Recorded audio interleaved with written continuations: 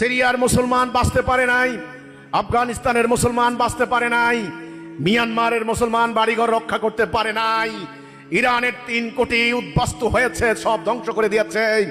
ফিলিস্তিনের মুসলমান ইজ্জত হারিয়েছে, জীবন হারিয়েছে, বাড়িঘর হারিয়েছে, জমি রক্ষা করতে পারে নাই, কারণ তাদের কাছে তাওহীদের এই বাণী ছিল না, আল্লাহর দেওয়া কর্মসূচি ছিল না, জিহাদের এই প্রেরণা ছিল না, তাদের কাছে হেদায়াত ছিল না।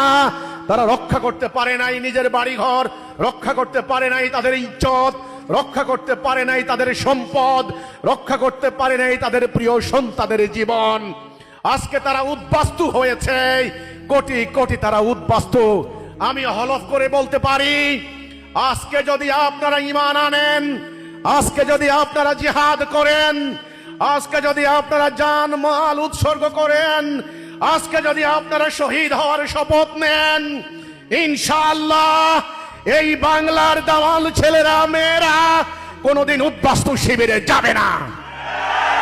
এই বাংলার মাটিকে তারা জীবন দিয়ে রক্ষা করবে ইনশাআল্লাহ।